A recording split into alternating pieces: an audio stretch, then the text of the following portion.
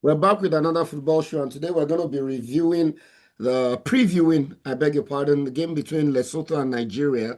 We want to see the chances Nigeria has.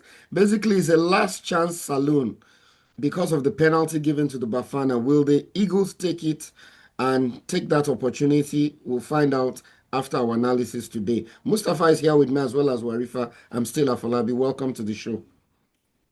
Welcome. So Nigeria has what? We have 11 points. So the best we can do is to get to 17. And even with 17, there's really no. It doesn't look good. It doesn't look like we can qualify. Yes, But there are no let's just let's guarantees. just There are no let's just guarantees. try. Let's Let's just just try. try. The best we Let's can get is a playoff. and even that one is a long shot. So I thought we showed us the squad that we're gonna have against Lesotho. If we don't win 3-0, we should go home. We'll Sure, be at home anyway. sure. Okay, so what are your thoughts on this what the lineup could be at Falabi? It's a very good one, and I think we have, barring any injuries, I think we have the main guys here. Stanley Wabali will start out in goal. He is our number one goalkeeper. In defense, the only person we are missing is Olaino, who I said had surgery, and he will be Yeah, out for a while. And we have William Troost Ekong, who is like the mainstay in the central defense, along with yeah, Calvin Bassey. Then on the fullback position, we have Bright Osai as well as Shemi Ajayi or probably Benjamin Frederick. Midfield, that one is cast in stone. Alex Iwobi plays central midfield while Wilfred Ndidi plays defense, CDM. And then the forwards, I would like to see Victor Osimhen, Lookman, and Simon Moses. It appears that those three have a bit of chemistry between them. They yeah. seem to understand each other better. And I think if Osimhen is focused, he will be a handful for the Lesotho defenders because he has pace, he can press, and is good with aerial balls as well. He's a Yeah, complete striker, has a lot of quality. complete I striker. just pray we don't get overconfident because this is much like a last chance saloon. You never know what will Are happen. they gonna play? Are they gonna play Lukman on the left? I know they messed around and put him on the Look, right in yeah, the last Lookman game. will probably play on the left because it looks more effective when he cuts in from the left and he takes on players. I feel he should be more Yeah, effective on the left. And and then then they maybe need to bring Simon Moses will Iwobi play on the forward right. Yes. Iwobi is a midfielder, but they need to use him as an attacking Yes, he'll midfielder play too. behind Victor Osimhen. Maybe just dovetailing behind Victor I don't know why Osimhen. they wait until now to know all of these ones though. All right, what are your thoughts? What are your thoughts Mm-hmm. on the squad, Mr. Warif, and what do you think could be going on in the game? Yeah. Okay, as I was looking at the list, I saw this and Tolu. I believe Tolu is the big striker, the very big Yeah, one. Oh yeah. yeah, yeah, yeah. It was that He guy Okay, might that need so was to I use was it. just thinking, if it's possible for the coach to feature Osimhen, that's two striker and Tolu, how will it look like? Because when you had, I was just imagining having those two guys on the pitch at the same time. The defenders, they will not be able to handle those two because number one, we know Osimhen is fast, he's energetic, he's good, he's good in area ball. Then what's it called? Tolu also is the giant, he's strong and everything. So even if the coach does not feature both of them, maybe in a particular point in time in the match, I believe the coach Yeah, will want he to could be. He bring could be in like Tolu in. He could be like Thuram for Inter Milan. He can be a secondary striker Yeah, with Osimhen, but I don't know what type of formation. Osimhen. What would they use on my follow? Be Yeah. 4-4-2 or 4-3-3 or what?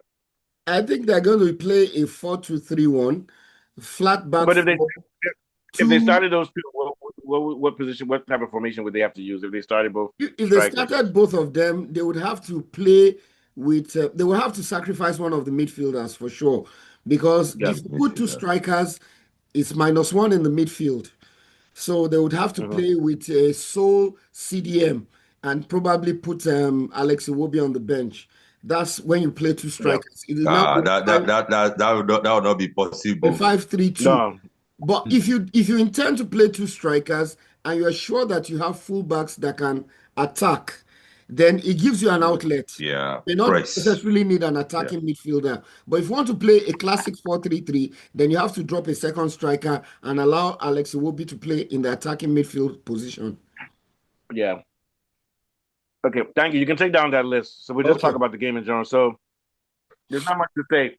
When I look at the matchup, Lesotho has already said they're going to come to defend against the counter attack. So They want to spoil our party. they're going to try to defend against the counter attack. So we're going to have to really work hard. We're going to have some quality. Wobi's going to have to do a lot of unlocking. He's going to have to be very creative because these guys are going to play a negative style of football for sure. So we know how we do. Even though we're superior to them, we might struggle to score goals and end up drawing. So we have to be very careful. What do you think, Mr. Warif? Yeah, African football is not what African football used to be in the early 80s and the early 90s and late 90s. Right now, you cannot underrate any African team. And moreover, we know this Lesotho, they might want to spoil the party for Nigeria just to favor South Africans. So one thing I will advise is, starting from the coach, he has to get his tactics right. He has to know the kind of, and also study the game from the line and always talk to the players.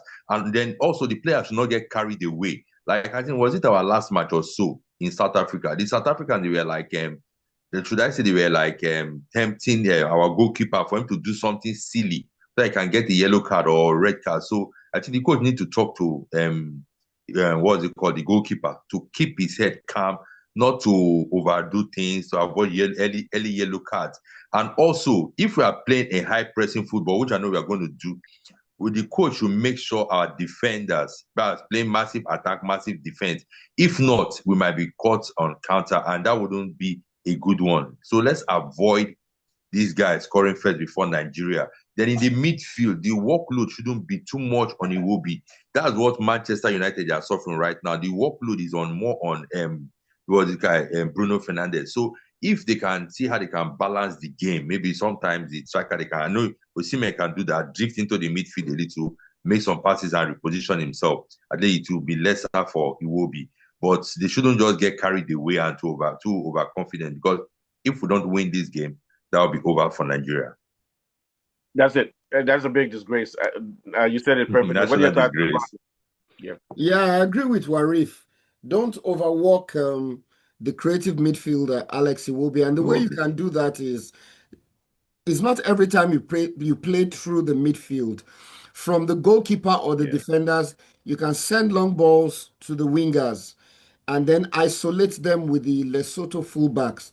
Because I know that Simon Moses and Lukman have the technical ability to dribble past their fullbacks. So it might be a good tactic to send the long balls direct from the goalkeeper to the wingers, and then they're in a 1v1 situation where they can actually create openings for Osimhen, who can make runs. Another route is to send the ball to Osimhen.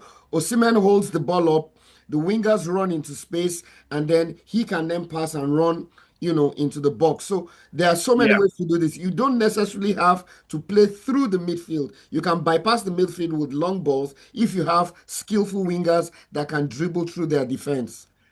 You said it carefully. I hope the coach is taking notes. I sincerely hope so. Yeah, I hope so too. These boys are good. These boys are very good. We must listen. We are a threat to his job. All right, so this is a good show. So we'll be back to talk about Nigeria's matches and Nigeria and South Africa's match on Thursday in the World Cup. I think it's Thursday or Friday. So we'll be back probably on Friday to talk some more. Good show, guys. Afolabi, take us out. Okay, it's been a brilliant show. We've been discussing the Super Eagles and their prospects. Like I said, is a last chance saloon. We have to take this opportunity with both hands, even if it looks bleak. We'll still try our best and see if we can qualify. And it's been Mustafa and Warif discussing analytically. My name is Afolabi. We'll be back again sometime tomorrow or next tomorrow. Goodbye for now. Thank you. Not analytical. I just flip a coin to decide what was happening.